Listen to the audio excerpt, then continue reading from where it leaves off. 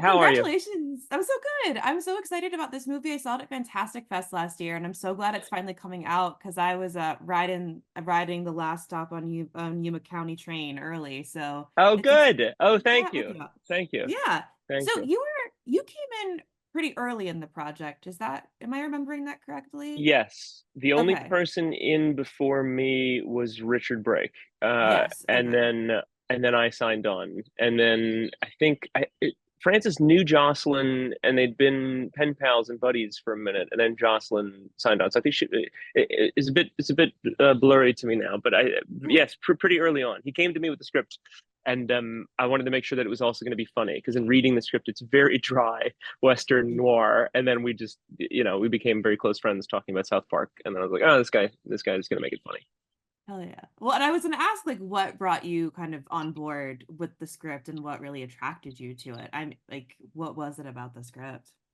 I have always wanted to be Paul Newman and Jimmy Stewart, and when I read it, I was like, oh, this could be that kind of a movie where it's like a bag of money in the desert and running, and this could be, like a fun um, neo-Western noir, and but in reading it, I didn't know, if this guy was like a sadomodernist, if this was going to be like a Michael Haneke kind of thing, and it couldn't be further from that. Yeah.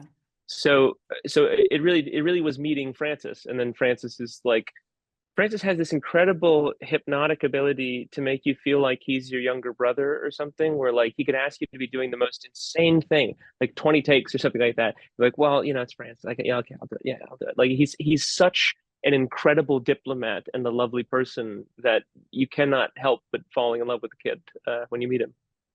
I met him. He's a very sweet person. You're very He is. right. He is. He's very, very Yes. sweet. He's tiny too. I think that helps out. The fact that he's so frail, you couldn't be mean to him. He's just a little guy. He is. He is. And I bully him so badly. I make him do polar plunges with me just because he's yeah, I'm trying to get him to Aw. do endurance stuff. And to see his little body, just he's like, oh, screaming curse words. I shouldn't do that. He really is my younger brother. He does feel like a kid that we kind of grew up together in middle school or something. He's those kind of N64 slumber parties. I feel like I feel very much in tandem with him with. That's amazing. And then I also want to talk a little bit about like this is not such a cool ensemble cast. Like you said, Richard Brake, Jocelyn Donahue.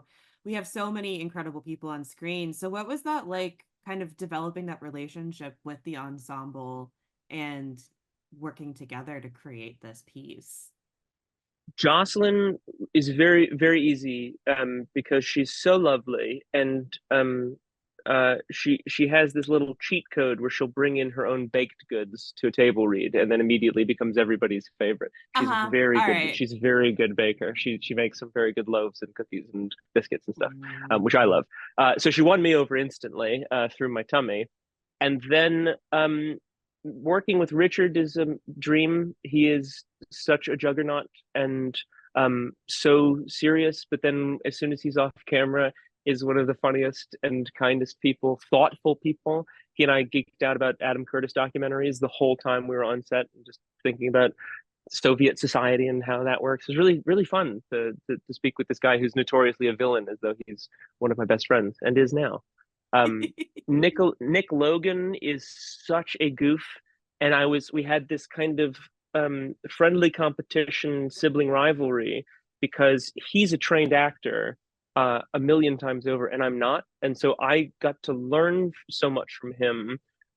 So every lunch period, we'd be sitting down in wardrobe, and he's in that stupid tank top, Bigfoot for president. Um, and I would just learn so much from him. It really did feel like boot camp, where I was trying to one up him, and then he was trying to one up him. It's all complicated power dynamics on a film set. Um, and then and then Faison Love came in. I have some funny stories about that, me and Nick. But Faison Love came in a bit late. He came in kind of last, uh, and then it was just smoking cigars the whole time and hanging out, and it was just a blast to hang out with the dude.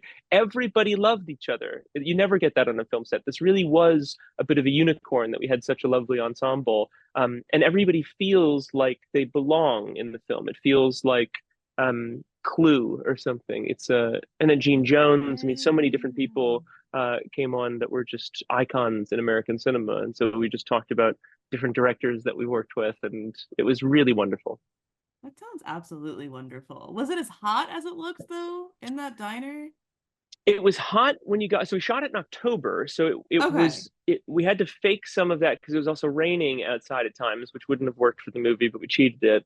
And then when it got to be nighttime, it was freezing. So when it would freeze, it was all concrete floors, so that would act like a refrigerator. So throughout the day, it would kind of be cool, but then as soon as you opened a window or got Oh. outside, it was a bit dusty and hot. It's a real place. It's called the Four Aces Movie Ranch, and it's in So cool. Palmdale, and it's not far from LA. Cool. Well, so you do a lot of work in the indie space and in the indie horror space, and I'm just curious, like, what are you excited about in particularly the genre about like what's been like I know that this isn't really a horror movie, but it kind of occupies Yeah, this weird sure. genre space. So yeah, you've done a lot of work in this space. So I'm just curious like what your perspective on how it is. I think um I think in the next 10 to 20 years there's going to be such a shift towards shoestring budget horror films because horror works like comedy. They say laughter is the mind sneezing, where it's like it's uncontrollable. If you make something that's funny, people will respond to it no matter what. And horror is set up and payoff. It's just punchlines, but the punchlines are scares rather than laughs.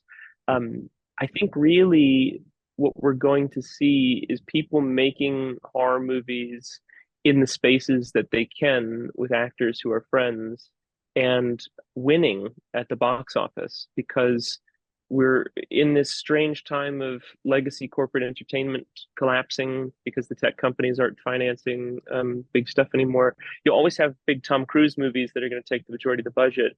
But then when you see something like Smile or Barbarian that was made for $4 million is a huge amount of money, but in the indie film space, it's actually not that much. It would be to me, but I really do have such excitement and inspiration seeing what's being done on the internet. It's like short form stuff like Lights Out, where you can win an audience like the music industry using SoundCloud and then grow and make something on your own that is eating the lunch of these terrible Yeah. dinosaurs that make dog shit. Um, Very exciting. I agree. I'm excited to see like what keeps coming out of that space. But my last question for you is, do you actually like rhubarb pie? Have you had rhubarb pie before? I really thank you for the question. I have not been asked that. I really do love rhubarb. Rhubarb pie, especially with a bit of vanilla ice cream on top, is unbelievable. Mm, But my so favorite is good. they just demean it the whole time. Like everybody's like, "It's the best rhubarb pie you're gonna have. It's the best ever." And then Gene Jones is like, "That's a vegetable, ain't it? No, thank you. I'm not having that." And then later, Sierra says, "It's not great, not good." It's really funny. That like they constantly overselling this pie, and then how's I the love pie? it so Not much. good, not good. It's That's why I love this movie. Just like these little moments that like are out of nowhere, but they just add to it. It's great. okay, I love good. it. Me too. Me too. I love this movie for those exact same reasons. It's unexpected. I feel like Francis and I have the same sense of humor where like audiences are very media literate. If you didn't have that stuff in, people would be bored. Like the fact that that's in there, Yeah, it makes the movie stand out because it's like, oh, exactly. I that's what I love about Fantastic Fest. Fantastic Fest, you're watching a movie with some of the most media drunk but media literate audiences where they feel like they are in the writers' room with you. Where like the it's difficult to explain. We screened the beta test there, and to watch it with an Oh, audience, they were just having a relationship with the film and the filmmakers as though they were watching South Park of like, oh, what are they going to do next? Like, and when you have a movie like Last Stop that is incredibly chaperoning you through this experience, it's like you give into it, and it's much easier to appreciate something when you realize that you're in good hands of the craftsman. It's a different kind of relationship that you have with that kind of movie. It's funny. yeah. Cool. Oh, Whoa, cool. There you go. whoa. Yeah, yeah.